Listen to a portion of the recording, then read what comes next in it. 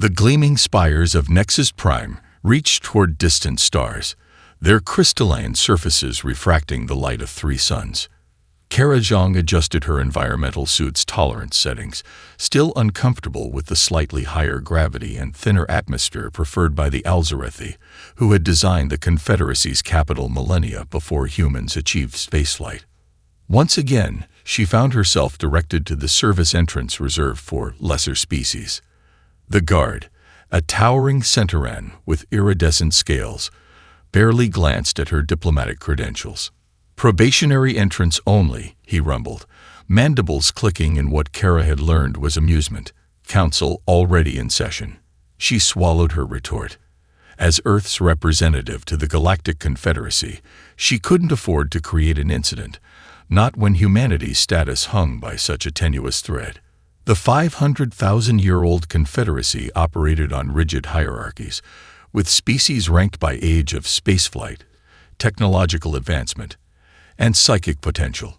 Humans, having achieved interstellar travel barely a century ago, were relegated to the lowest tier, probationary species. Inside the vast council chamber, Kara took her assigned place in the outermost ring of delegates, where the acoustics were deliberately poor. The inner rings, reserved for elder and established races, featured sophisticated translation and amplification systems.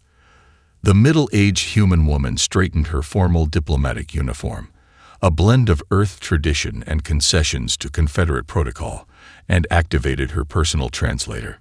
Archon Vixelar of the High Elders was addressing the assembly, his voice resonating with the natural authority granted by 11,000 years of genetic refinement. "The matter before us concerns resource allocation for the Orion Expansion Initiative. The Zenarians have submitted a formal request for primary development rights." Kara tapped her datapad urgently. The Orion sector bordered human space. Any development there would directly impact Earth's fledgling colonies. She had prepared extensive documentation on potential terraforming cooperation, but the Confederacy had already moved to voting phases without hearing from affected probationary species. She did something unprecedented. She stood. "Point of information, Exalted Archon." Her voice echoed through the chamber before amplification systems automatically muted her unauthorized input. Thousands of delegates turned toward her position, many using enhanced vision to identify the source of the interruption. Vixelar's diamond-faceted eyes narrowed. "The probationary species representative will observe protocol. With respect, Exalted Archon." Kara continued, her voice now carrying only to nearby delegates. "Earth has developed terraforming techniques specifically suited to the methane environments of Orion. Our research indicates efficiency improvements of 63% over standard Confederate methods."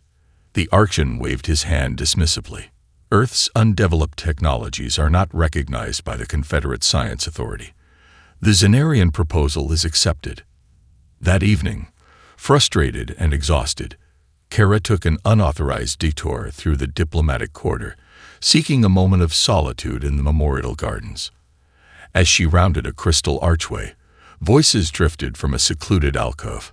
She recognized Vixelar's distinctive resonance and froze. "The human anomalies cannot be dismissed much longer," a voice she didn't recognize whispered. "The neurological studies show adaptation rates far beyond evolutionary norms. The containment protocols remain effective." Vixelar responded. "Their political isolation ensures these capabilities remain dormant. The Regelian Research Division will continue monitoring." Kara pressed herself against the cool crystal wall, barely breathing. "And if they develop independently?" the predictive models suggest. "The models are clear," Vixelar interrupted. "No species achieves meaningful advancement without Confederate guidance. Humans will remain classified as probationary for the standard 3 centuries. By then, proper neural limitations will be implemented through cultural exchange programs." Kara slipped away, heart pounding. What anomalies were they discussing? What neural limitations were planned for humanity? Meanwhile, deep in a restricted section of the Confederate archives, scientist Preceptor Tlnox studied brain scans with growing alarm. Despite their technological immaturity, humans showed unprecedented neurological adaptability and cognitive evolution rates, developing in decades what took other species millennia. When Tolnox attempted to publish these findings, the study was immediately classified by the ruling elder races, who feared disruption to the established order. But one copy of the data escaped deletion. Hidden in an encrypted file, Tolnox secretly passed to a human research assistant named Marcus Okafor. Dr. Marcus Okafor's fingers trembled as he decrypted the data crystal. The small laboratory on Research Station Epsilon 9 wasn't much. Just a converted storage compartment. He'd been allocated as the only human xenobiologist on the station. But it was private. The overhead lights dimmed automatically to conservation mode as he worked through the station's night cycle, the blue glow of his display casting sharp shadows across his features. "What did you find, Tolnox?" he whispered to himself, entering the final decryption sequence his Vexillian colleague had provided before suddenly transferring to another sector. The display erupted with neural mappings, thousands of comparative brain scans from 27 different species. Marcus leaned forward, squinting at the initial findings. Something wasn't right. The data showed consistent neural architecture across all Confederate species except one: humans. That can't be. He pulled up his own research on interspecies neural responses and laid the datasets side by side. The correlation was undeniable. While elder race brains followed fixed, specialized evolutionary paths with predictable development patterns, human brains demonstrated what could only be described as quantum neuroplasticity, forming new neural connections in response to novel stimuli at rates hundreds of times faster than any other known species. "Computer, run verification sequence on sample group Delta," Marcus commanded, needing to be certain before proceeding. Verification complete. Human neural adaptation rate exceeds Confederate standard by factor of 738.2. The emotionless computer voice confirmed. Marcus sat back, momentarily overwhelmed. This explained everything. Why humans felt constantly underestimated, why they adapted so quickly to alien environments, why their cultural development had accelerated exponentially since achieving spaceflight. The Confederacy's rigid classification system couldn't account for Earth's unique evolutionary path because it had no precedent. A warning klaxon shattered his thoughts. Red emergency lights pulsed as the station's atmospheric sensors detected smoke. The lab's door slid open automatically as fire suppression protocols engage. "Containment breach in Research Lab 17, announced the station's eye. "All personnel evacuate." Marcus didn't hesitate. Grabbing his personal datapad and the original crystal, he slipped into the corridor just as flames erupted from his workstation. This was no accident. The fire had started precisely where his primary research was stored.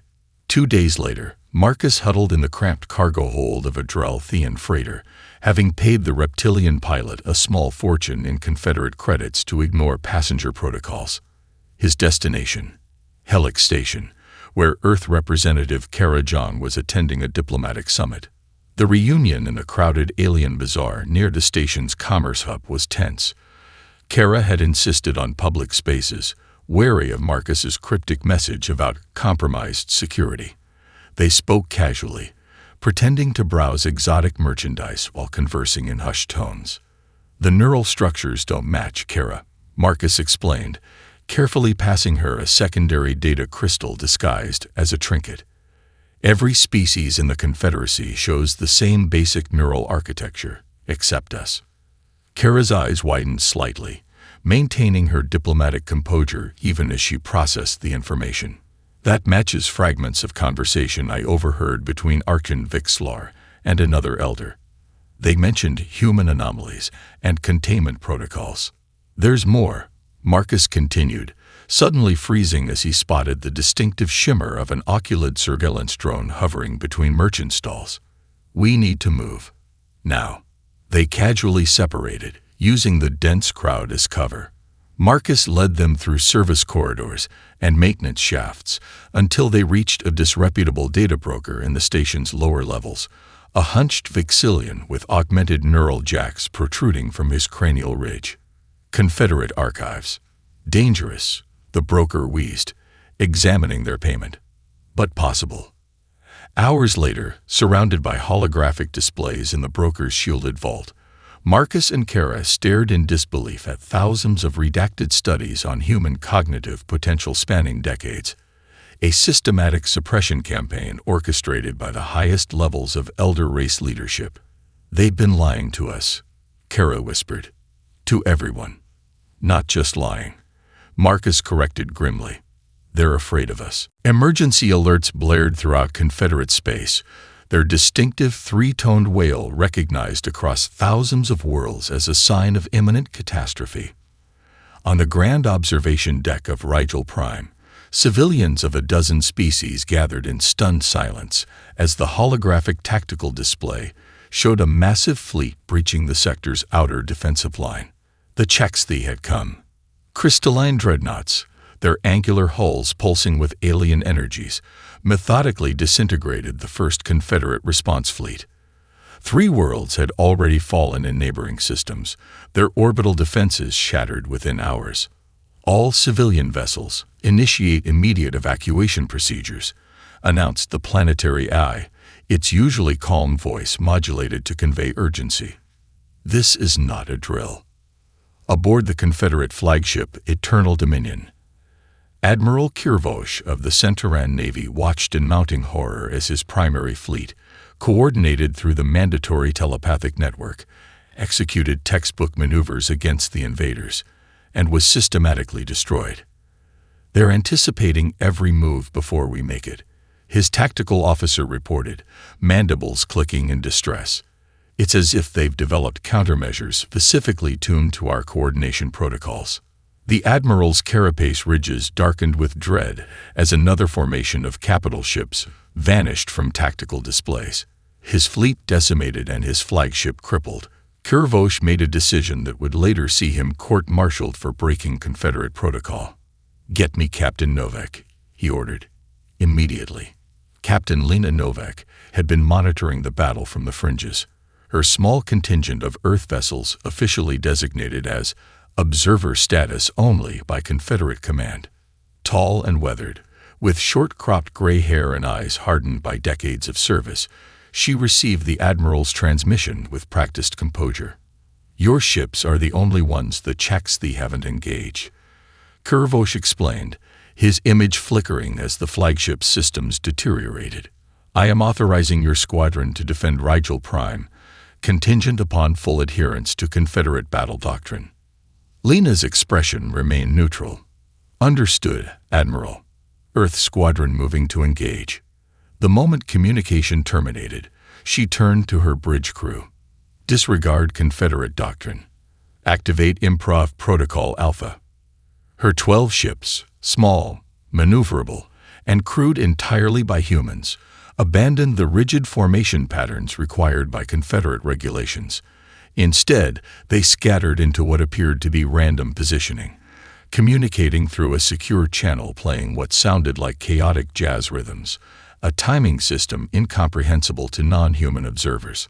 "Miles Davis formation," Lena ordered, naming the attack pattern after an ancient Earth musician known for unpredictable improvisations. "Gunners, target crystal junction points, not their power cores." What followed astonished military observers across the sector. The human squadron darted between lumbering alien dreadnoughts, their attack patterns evolving minute by minute based on real-time battlefield developments rather than pre-approved strategies. They fired at seemingly random points on Chexthi vessels, points that proved to be critical stress nodes in the crystalline matrices. For the first time since the invasion began, the Chexthi fleet faltered. 3 dreadnoughts shattered into glittering fragments, unable to predict or counter the jazz-inspired improvisational tactics. Real-time footage of the battle leaked across Confederate networks despite censorship attempts. Billions watched as the human squadron achieved what elder race armadas could not. The Chexthi, confronted with an adversary whose actions defy pattern recognition, executed an orderly retreat to regroup. In the aftermath, instead of commendation, Captain Novak found herself facing armed guards outside her ship's airlock. Captain Lena Novak intoned a judicial enforcer in ceremonial armor. You are hereby detained for endangering Confederate forces through tactical insubordination. As she was led away, her communications officer covertly transmitted battle data to a secure drop point. Hours later, the Elder Council, meeting in emergency session, imposed even stricter limitations on human military involvement and classified all footage of the battle, but not before copies spread throughout the younger species' underground networks. The first crack had appeared in the Confederacy's perfect order. Captain Novak stood defiant before the Confederate tribunal, her Earth military uniform deliberately worn without the required probationary species modifications. The vast chamber, designed to intimidate with its towering crystalline walls and elevated judicial platforms, fell silent as the chief adjudicator prepared to pronounce sentence. Captain Lena Novak of Earth, you stand accused of violating Battle Code Directive 5.7, implementing unauthorized tactical protocols in a theater of war, and... The proceedings halted abruptly as the chamber shuddered. Emergency lighting flashed as a distant boom resonated through the station. Proximity alert, announced the station eye. Quantum detonation detected on Celator Moon. All personnel to designated safety areas. In the ensuing chaos, Kara Jung pushed through the crowd, flashing diplomatic credentials. The prisoner is remanded to Earth custody pending further investigation, she declared, presenting falsified documents to the confused guards.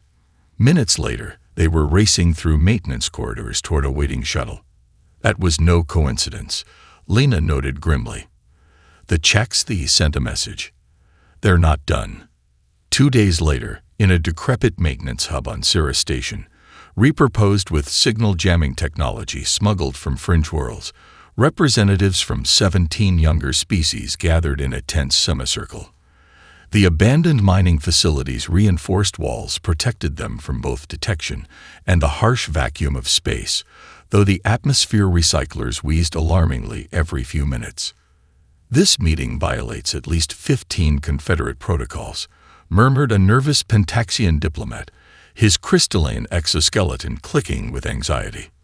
Those same protocols left your home system defenseless, Kara countered, standing beside Marcus and Captain Novak at the center of the gathering. We're facing extinction if we continue following Elder strategies. The assembled representatives, all from mid-tier civilizations that had long chafed under Elder race dominance, shifted uncomfortably.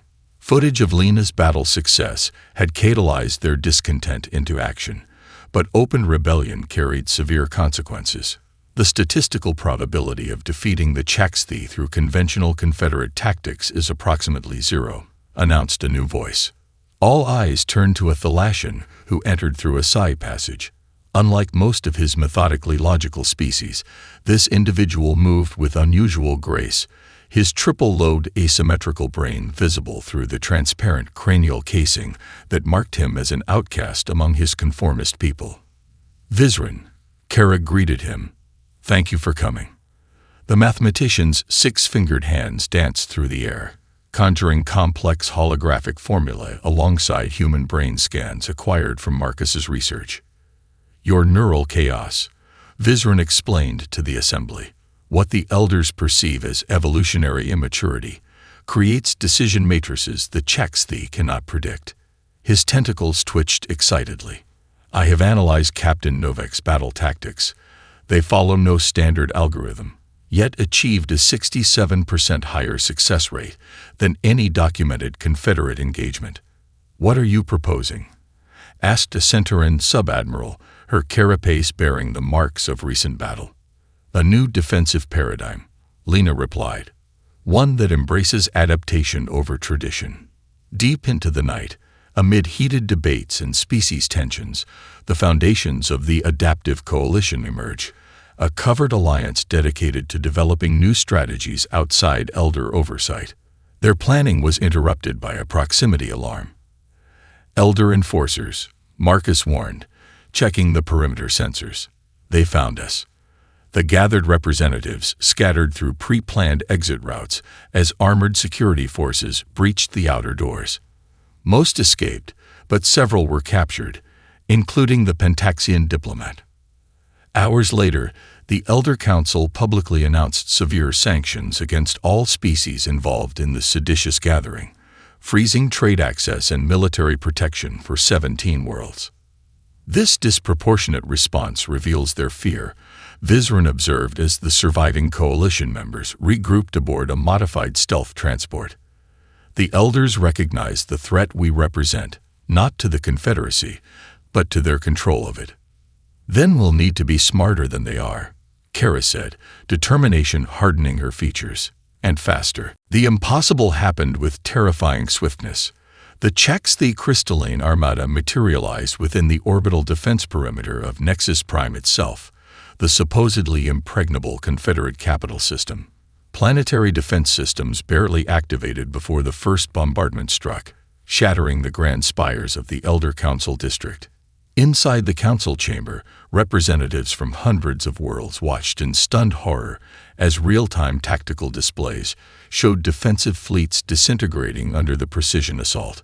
The vaunted psychic Gestalt network, backbone of Elder battlefield coordination for millennia, faltered catastrophically as rigid battle doctrines failed against the enemy's rapid adaptations.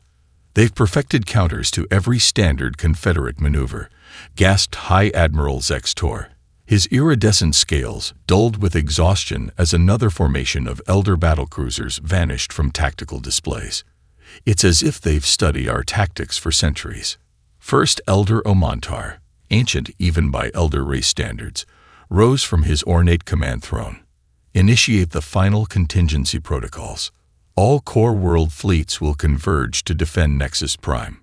Meanwhile, aboard the retrofitted freighter Eclipse in the abandoned mining belt of Saturn's moon Phoebe, the adaptive coalition had transformed smuggled ships and outcasts into something unprecedented, a fighting force united not by rigid hierarchy, but by adaptability itself. The Chexthi have breached Nexus Prime's defenses, Kara announced to the assembled commanders, her voice steadied despite the gravity of the news. They'll reach the inner systems within days. The Arcturus junction is their most likely approach vector, Captain Novak added, manipulating the holographic star chart.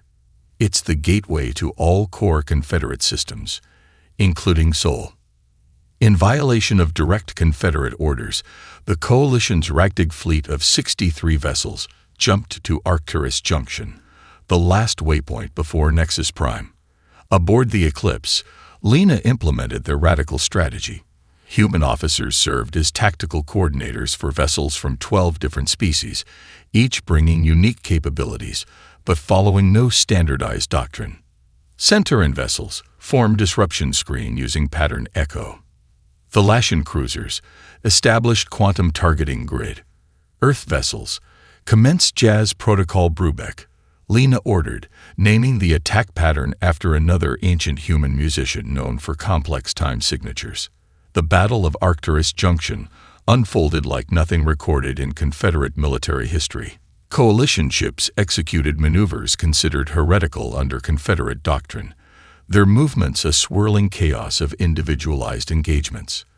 The Chexthi advance, for the first time since the war began, stalled as their predictive systems failed to find patterns in the Coalition's evolving tactics. Watching from Nexus Prime, the Elder Council observed with a mixture of astonishment and alarm. First Elder Omantar, his eyes blazing with ancient pride, studied the tactical projections with growing rage. "These irregulars are employing forbidden tactics," he hissed. "The disruption to established battlefield protocols endangers us all." "But they're effective," Exalted One, a junior counselor, ventured. "Perhaps we should consider reinforcing their position." Omantar's response shocked even his fellow elders. "Issue galaxy-wide command. The Coalition fleet is to stand down immediately or be designated as enemies of the Confederacy." As the ultimatum reached Arcturus, Coalition ships began breaking formation in confusion and dismay. Aboard the Eclipse, Kara received an encrypted transmission from a source deep within the Confederate archives. Tlaloc had risked everything to send her classified intelligence proving that Chak's scout vessels had been deliberately allowed past outer defenses by Elder race commanders, intent on using the invasion to eliminate rebellious worlds deemed evolutionary disruptions. The evidence was irrefutable. With coalition forces already branded traitors and Earth itself likely marked for destruction, regardless of compliance, Kara faced the most momentous decision of her life. The fate of humanity, and possibly all free species in the galaxy, hung in the balance. Her voice was calm as she activated the All-Fleet channel. All coalition vessels, this is Representative Zhang. The Elders have betrayed the Confederacy. Continue engagement. I repeat, continue engagement. All coalition vessels, this is Representative Zhang. The Elders have betrayed the Confederacy. Continue engagement. I repeat, continue engagement. Kara's broadcast cut through the chaos, her voice steady despite the treason these words represented. For a heart-stopping moment, the coalition fleet hung motionless in space. Then, one by one, ships resumed their attack patterns, defying both Elder authority and Chak's firepower. Across Confederate space, something unprecedented occurred. Broadcast relays, commandeered by coalition sympathizers, transmitted footage of the effective defense alongside evidence of Elder betrayal. Ships from dozens of previously neutral species broke formation, ignoring Elder commands to join the chaotic but effective resistance at Arcturus. Aboard the Eclipse, now officially renamed Defiance, Marcus and Vizran worked feverishly in the hastily assembled laboratory. Around them, equipment salvaged from a dozen worlds hummed with barely contained energy as officers from 8 different species donned modified neural interface helmets. Neural synchronization in 3, 2, 1. Marcus counted down, monitoring the fluctuating energy patterns that represented the most dangerous experiment in Confederate history. Unlike the rigid Elder psychic network that homogenized thought, this experimental neural mesh allowed limited sharing of cognitive processes while preserving the unique patterns of each species' brain architecture. The theory was sound, but no one knew if alien minds could truly connect without permanent damage. The effect was immediate and stunning. On the bridge, Captain Novak watched in amazement as tactical officers who had previously struggled to communicate across species barriers suddenly moved in perfect coordination. The coalition fleet responded with impossible precision, ships anticipating each other's maneuvers in ways that left both Elder commanders and Chak's predictive systems confounded. "It's working," Lena whispered, watching as the unprecedented merging of different neural architectures created a collective intelligence that remained wildly adaptive. For the first time since the war began, the coalition pushed the Chak's back. During the battle, Marcus received an unexpected transmission on a frequency used only by Confederate Archives personnel. The holographic image of Tlaloc appeared, his features haggard from weeks of hiding. "I've defected with critical information," the scientist explained. "The Elders are mobilizing planet-killer weapons. I'm transmitting coordinates for a secure rendezvous." Hours later, as coalition ships provided covering fire against pursuing Elder vessels, Marcus and Tlaloc worked through the neural mesh to decrypt ancient records from the Confederate Archives' most restricted section. What they discovered left everyone connected to the mesh momentarily stunned. The files contained comprehensive genetic and neural engineering protocols showing that the Elder races had deliberately engineered evolutionary paths for all subsequent spacefaring species, ensuring neural rigidity and continued Elder dominance. Species were designed to excel in specific roles while remaining fundamentally incapable of challenging the established order. "But there's an anomaly in the data," Tlaloc explained, highlighting a section of the ancient text. "One species was overlooked, discovered after achieving primitive spaceflight before standard assessment protocols could be implemented." "Humans," Marcus whispered, understanding finally dawning. "We're the only ones who evolved independently." The implication staggered everyone connected to the mesh. Humanity had developed without the neural constraints imposed on every other Confederate species. Their adaptability wasn't remarkable by some objective galactic standard. It was simply what natural evolution produced when left unhindered by Elder tampering. As the Chaksti retreated and Elder reinforcements arrived to confront the coalition, Marcus made a fateful decision. Despite Lena's warnings about operational security, he broadcast the discovery on all Confederate frequencies, knowing the truth was their most powerful weapon. "Attention all Confederate worlds," his voice echoed across thousands of systems. "The Elder races have manipulated our evolution, engineered our thoughts, and restricted our potential. We have the evidence. Judge for yourselves." The broadcast concluded with the most damning revelation: brain scans comparing naturally evolved humans with the artificially constrained neural pathways of all other species. The difference was unmistakable even to non-scientists. The rebellion had just become a revolution. Marcus's broadcast triggered instant upheaval throughout Confederate space. On thousands of worlds, beings of all species crowded public spaces, neural interfaces overloading with unprecedented emotional responses as they confronted the truth. Their very thoughts had been engineered for compliance. Security feeds showed government centers burning on mid-tier worlds, while Elder enclaves faced siege from their own servant species.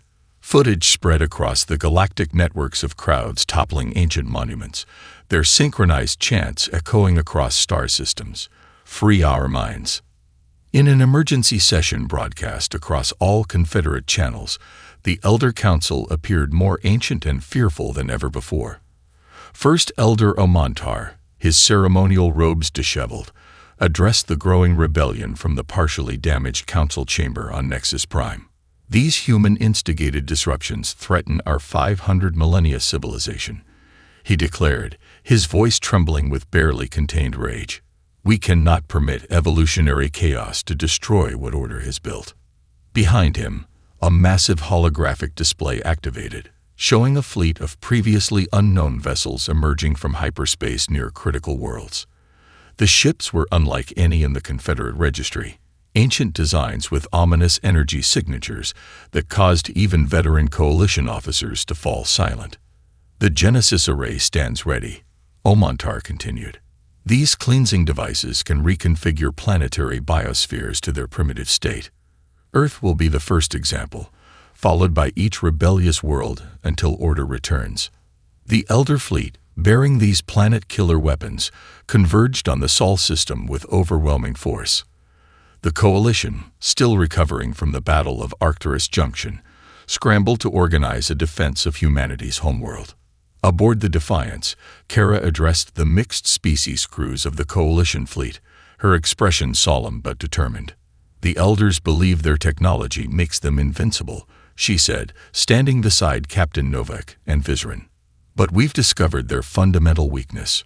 Working through sleepless nights, Lena and Vizrin had determined that the Elder race's weapons systems relied on the same rigid telepathic networks that failed against the Chaksti. The more they analyzed the data, the clearer the pattern became. Elder technology, despite its advancement, was designed around predictability and conformity, the very attributes that made it vulnerable to human unpredictability. "Their systems can't handle true randomness," Vizrin explained, his asymmetrical brain pulsing with excitement. They had no evolutionary need to develop countermeasures against it. As the Genesis array powered up within striking distance of Earth, their targeting systems suddenly encountered something they had never been designed to overcome: a chaotic signal environment created by human-developed countermeasures. These electronic warfare techniques, inspired by ancient Earth military doctrine and amplified through the neural mesh, generated interference patterns that evolved faster than the Elder systems could analyze. The mighty planet killers, weapons that had enforced Elder dominance for eons, hung uselessly in space, unable to lock onto their targets. Coalition ships, using attack patterns that changed faster than the Elder defense AI could process, systematically disabled the ancient vessels. Across Confederate space, rebellious fleets employed the same counter-systems against local Elder forces. Reports flooded in of elder strongholds falling as centuries of technological superiority proved meaningless against the unpredictable tactics developed by naturally evolved minds. With their military advantage neutralized and facing unified opposition from dozens of species, the Elder Council's communication network collapsed under a final, massive counter-protocol burst designed by human and Thalassian engineers working through the neural mesh. The carefully maintained hierarchical system that had dominated galactic civilization for 500,000 years crumbled in days, as former servant species occupied the grand chambers of Nexus Prime. First Elder Omontar and his inner circle were placed under guard, their expressions of shock captured and transmitted across thousands of worlds. "We never imagined this outcome," Omontar admitted when Kara confronted him in his detention cell. "Our predictive models showed a 99.9% probability of eternal stability." "That was your fundamental error," Kara replied. "You engineered certainty in a universe that thrives on possibility." 6 months after the fall of the Elder Council, representatives from all Confederate species gathered beneath the open sky of Earth's Grand Canyon. The natural amphitheater, carved over millions of years by the simple persistence of water, served as a symbolic location representing evolutionary forces shaping potential over time. The atmosphere crackled with anticipation as hover platforms carrying diplomats from 100 worlds positioned themselves in concentric rings. Some species were experiencing direct sunlight for the first time in their evolutionary history, their environmental suits equipped with neural stimulation recorders to capture these novel sensations. Kara Jung, still bearing scars from the final battle, stood at the central podium with leaders of the coalition species flanking her. Her simple Earth diplomatic uniform had been modified to incorporate elements from all major species, a visual symbol of the new unity. "We gather not as conquerors or subjects," her voice echoed across the canyon, amplified by technology, but requiring no translation as the neural mesh had made cross-species communication seamless in the months since its development. "But as equals on an evolutionary journey none of us can predict." Together, they activated the holographic charter of the new Adaptive Confederation. The document, drafted through months of contentious debate, replaced rigid hierarchy with a fluid power structure that emphasized innovation and cooperation. "The first principle of our new confederation," Kara continued, "is the Cognitive Freedom Act, guaranteeing all species the right to pursue neural development without restriction or engineering. Most revolutionary was the dissolution of the classification system that had ranked species for millennia. In its place stood a framework where specialized knowledge and adaptability determined influence on specific issues, with leadership rotating based on expertise rather than age or tradition. Humans, once dismissed as primitive newcomers, now served as mediators and teachers in this transformed society.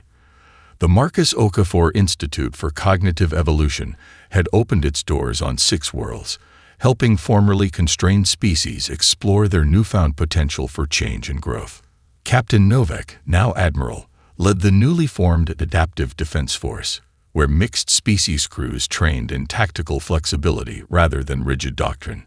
Her revolutionary combat methodologies had been formalized into training programs emphasizing improvisation and creative problem-solving, concepts previously forbidden under Elder rule. Even members of the Elder races, struggling to adapt to equality after aeons of dominance, slowly began to benefit from neural plasticity techniques developed by human specialists. Young Elders particularly embraced these changes, their ancient neural pathways gradually forming new connections as they engaged with unfamiliar concepts. As the signing ceremony concluded with representatives adding their biometric signatures to the charter, an urgent communication interrupted the celebrations. The message, transmitted through previously unused frequencies, caused a hush to fall over the gathering. The Chexthi Collective had requested peace talks.